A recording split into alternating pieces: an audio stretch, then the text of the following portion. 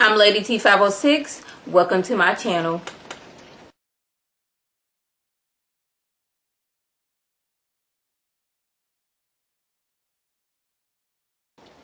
Hello everyone's. I am here for The Passage Season 1 Episode 3. If you're new to my channel, welcome. If you're returning, you a family member, you one of my peoples, welcome back. So this episode starts off with Brad and Amy reaching the Project Noah facilities. And they've already got their plan that one way or another they're going to break out. But until then, he's like, what are the rules? What are we supposed to do? We're going to listen more, talk less, remember, and don't panic. So they get to the facilities, and Amy, she's already like, she knows that this place, something about it's not right, because you guys went out of your way to kill several people to get me here. Something about this isn't right. It's very illegal, and I really don't want to be here, but I have no choice at this time. So Team Noah are looking at the footage from last episode when her name was Babcock, when she killed one of the, I'm not sure if he was a security guard, he was there to give them their lunch. I'm not really sure what his role was, but the old jerk from last episode that was steady, banging on the doors and just being just rude for no reason. They're looking at footage of how Babcock didn't kill one of the gentlemen because he wasn't being rude to them. He's there to do his job and went on about his business. That other one, she hemmed him up and drained him of his blood in all of 90 seconds. And they're trying to ask the surviving dude, like, what is it about you that she didn't kill you? He's like, dude was a jerk, basically. And basically, I wasn't even supposed to be over there. I was supposed to be over there with Fannin. And Dr. Fannin, he a whole other type of situation we found out this episode. But we're going to get to that in a minute. And they see how dude got drained out of, when dude got his blood sucked out of him. He knocked that dude's badge over there, so he would have to go over there to her. Because he knew, like, you go over there, you're going to get killed. Now, I'm not sure why he went over there himself, too, after that. That was just stupid. But anyways, they're realizing, okay, they're thinking that the vampire people, this is what I'm calling them. They refuse to call them vampire because they're scientists and vampires don't exist. But I'm like, if their sole purpose in living is to drink blood, that's how they're staying alive, and they can't be out in the sun, what else am I supposed to call them? I'm going to call them the vampire people. But hey, anyways, like, maybe they do know what's going on. It's not like they just sitting here all, oh, there's blood over here, let me, like, they're not zombies where they have no brain function, and they know what's going on. They just not talking. They can't really talk at this point. Now, I don't know if they can't talk or they just won't talk, but we're gonna get to that in a minute. So they're trying to give Amy the injection of the vampire virus. That's what I'm going to call it. That's not what they're calling it, but that's what I'm going to call it. And she was like, look here, like I said earlier, this is some suspicious stuff going on. Whatever it is, I'm pretty sure it's illegal because you went out of your way to kill several people to get me here. So before I do anything, I want the agent here. And Brad gets there, and she kind of tells him what's going on, what she's noticed and all this, catching him up to speed, if you will. So we move over to Fannin and Babcock. Now they're watching them on the monitor, and they're realizing that these two, once their meal, the blood, is coming through their little tray, they're not eating. They're trying to figure out, okay, something about this isn't right. And Dr. Lear, he's like, okay, the only reason why when there's, at the table eating and you're not eating is because you're communicating. And that's exactly what's happened. Fannin and Babcock are in a whole conversation telepathically.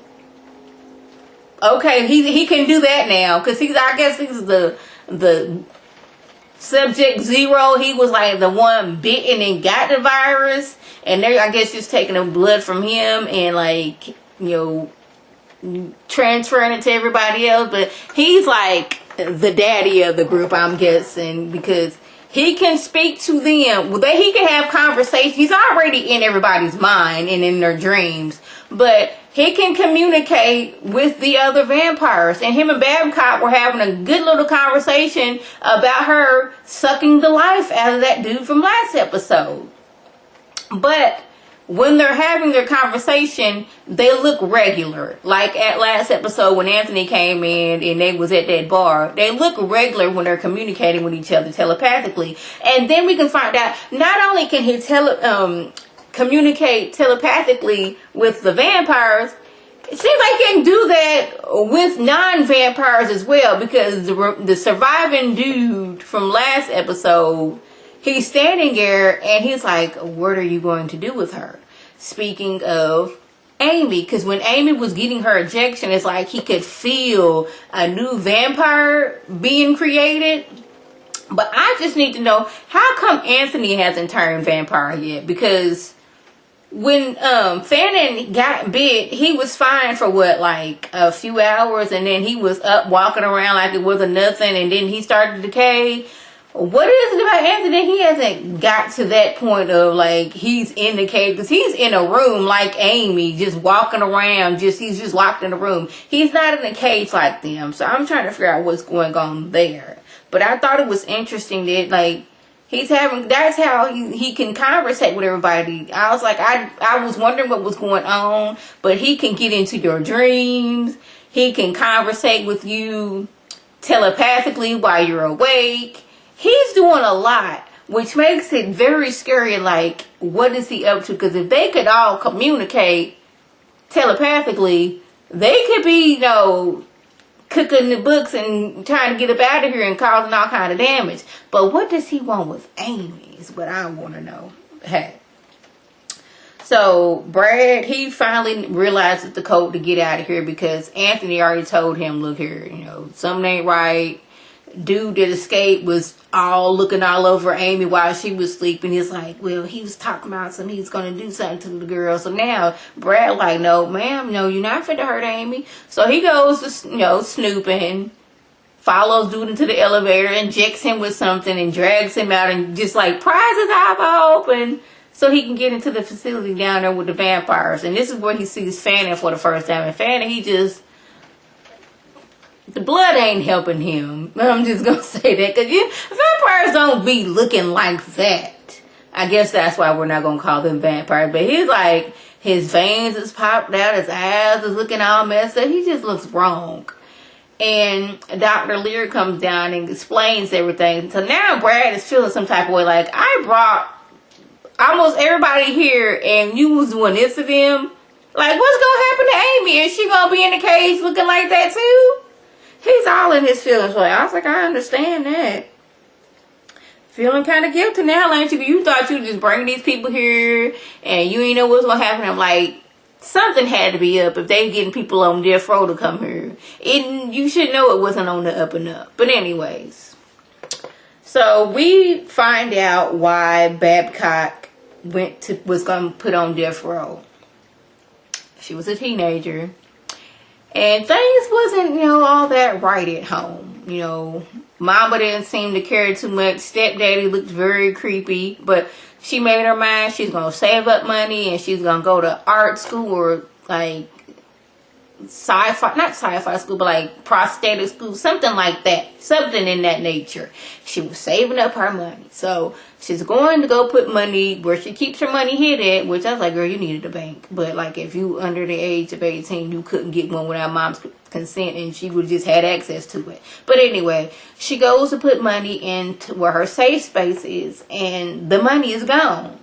Automatically, she goes to the stepdad like, where's my money at? It's missing. He's like, what are you talking about? She's like, I know you did it. You pea brain food. I know you took my money. Well, I had to pay some bills. So she's like, are you serious? So the mama just tells him to go in the other room and get on watch his game. And she's like, Mom, that man ain't no good. He low down dirty dog. He stole my money.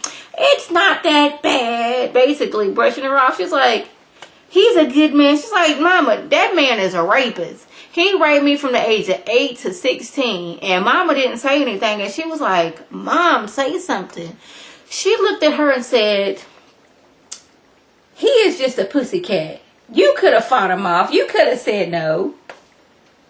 Really? Well, that's when she got, a knife to the gut. Took that knife that she stabbed mama with and went there and stabbed the stepdaddy. Now, while all of this is going on, they have taken Babcock to a room and they gonna give her the true death. Shout out to True Blood. They gonna is it the true death?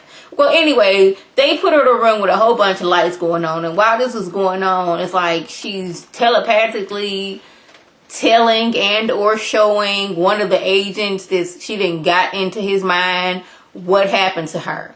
I was like, that is so messed up. Like, the mama knew that the stepdad had been raping her. I was like, basically, you must have not been that bad because you could have fought him off. I'm like, really? I was like, But lastly, the ex-wife, she is trying to go around and find anybody that will listen to tell them something's not right. It's been 12 death row inmates who have mysteriously died right before their execution. Every time she calls the person to prison to ask about them, they hang up immediately. We ain't got nothing to do with it. We are not talking. Mom is the word. But we do see that Lacey has made it. She survived that shot to the gut. And now she's using that anger to get back at people. She's like, I'm not taking this pain medication because that will dull my senses. And I want to fester in this evil because I'm going after some folks and we going to get Brad and Amy back.